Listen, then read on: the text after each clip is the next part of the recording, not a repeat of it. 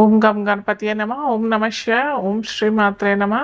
సర్వమంగళ మాంగళ్యే శివే సర్వార్థ సాధకే శరణ్యే త్ర్యంబకే దేవి నారాయణ నమస్తే. అందరికీ నమస్కారం. అందరికీ నూతన సంవత్సర శుభాకాంక్షలు, ఆంగ్ల నూతన సంవత్సర శుభాకాంక్షలు ప్రేక్షకులందరికీ. అయితే మనకి ఇంతకు ముందర లాస్ట్ టైంలో నేను ఒక్కొక్క రాశి వాళ్ళకి 2025 ఏ ఏ రాశుల వారికి ఎలాంటి ఫలితాలు వస్తాయి, అవి మన తెలుగు పంచాంగంతో సంబంధం లేకుండా కేవలం ఆంగ్ల సంవత్సరం దాని ప్రకారం మనము ఏ రాశులకి ఏ ఏ మార్పులు జరుగుతాయి, ఎలా ఉంటుంది, ఇవన్నీ నేను ఇన్డెప్త్గా చెప్పాను లాస్ట్ వీడియోలో. సో ఈ రోజు ఏంటంటే మనము త్వరలోనే మనకి ఏ రాశులు ఎఫెక్ట్ ఎలా వస్తున్నాయి, ఏవి ఎలా ఇలాంటి మార్పులు వస్తున్నాయి అని చూసినట్టయితే మనకి ముఖ్యంగా మార్చ్లో షష్టగ్రహ కూటమి అనేది జరుగుతోంది. క్రితం మనకు 2019 సంవత్సరంలో కూడా షష్టగ్రహ కూటమి ద్వారా మీకు అందరికీ తెలిసిందే, మనకందరికీ ఎంతోమంది జ్యోతిష్ శాస్త్ర నిపుణులు మరియు శాస్త్రవేత్తలు ఎన్నో రకాలుగా చెప్పారు. ఖచ్చితంగా ఏదో సంఘటన జరుగుతుంది, అది మానవాతీతంగానికి పెద్ద ఆటంకాలు తెస్తుంది అని చెప్పేసి ఖచ్చితంగా చెప్పాము కూడా.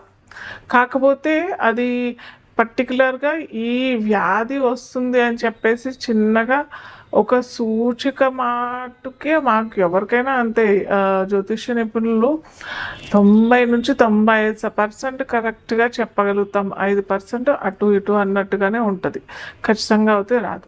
కాకపోతే అక్కడ కూడా ఇది ఏంటంటే దేశగోచారం ప్రకారంగా చూసిన సంఘటన అన్నమాట. కాబట్టి మనకి ఎలాంటి ఫలితాలు వస్తాయని చెప్పేసి ఈ షష్టగ్రహ కూటమి వల్ల మనము అప్పుడు చెప్పగలిగాం.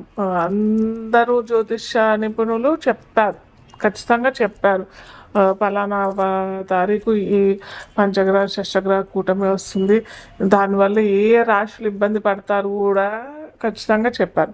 కాకపోతే అక్కడ ఏమైందంటే గురుబలం పోయింది. అక్కడ బృహస్పతి ఒక్కసారి ఒకే సంవత్సరంలో మూడు రాశులు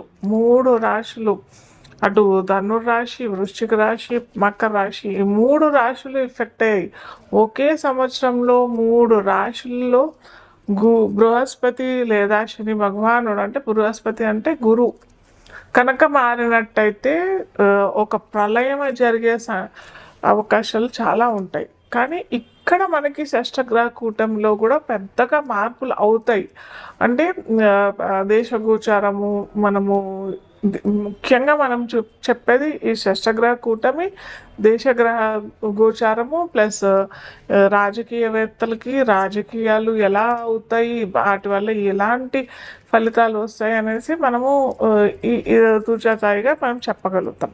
కాకపోతే ఇది పర్సనల్గా మనం చూసినట్టయితే ఒక్కో రాశి, మళ్ళీ నేను చెప్తున్నాను ప్రతిసారి నేను ఈ వీడియో తీసినప్పుడల్లా పర్సనల్గా మీ వ్యక్తిత్వ జాతకంలో మీ జాతకాల్లో ఏ దశ అంతర్దశలు నడుస్తున్నాయి, మీ లగ్నం ఏంటి ఖచ్చితంగా తెలుసుకొని ఆ దశ అంతర్దశలు ఈ గోచార ఫలితాలు ఎలా వస్తాయి అని చూసుకున్నట్టయితే మనకు అప్పుడు కరెక్ట్గా ఫలితాలు వస్తాయి.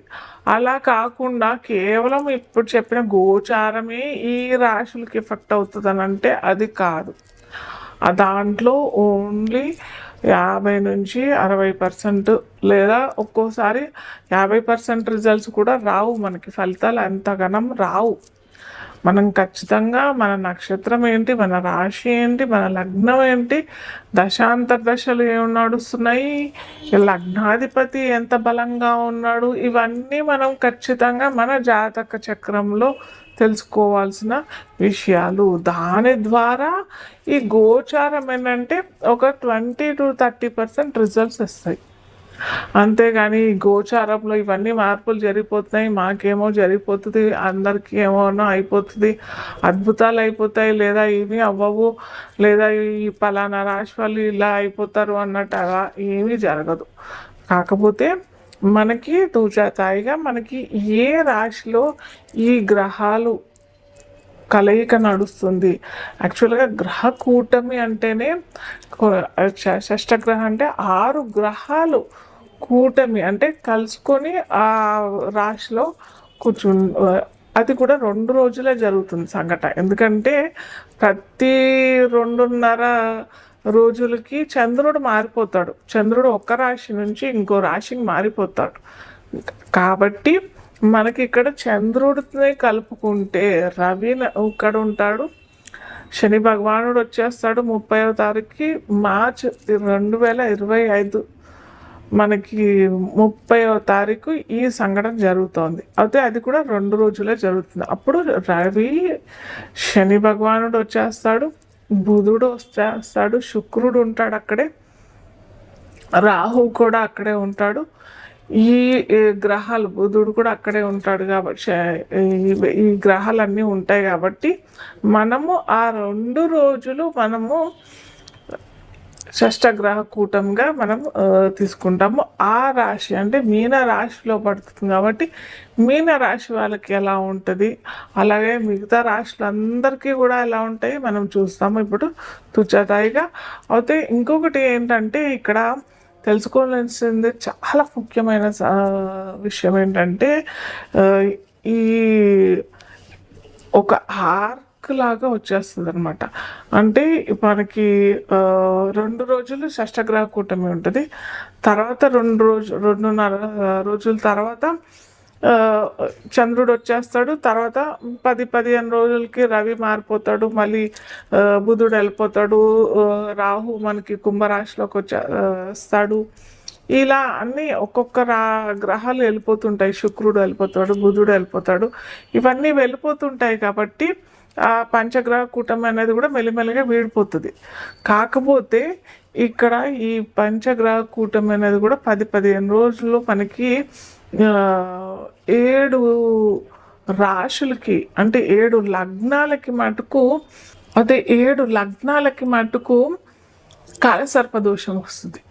అయితే చాలా మటుకు అందరూ చెప్పేది ఏంటంటే కాలసర్పదోషం అనేది కాలసర్ప యోగమా అని చెప్పబడుతుంది.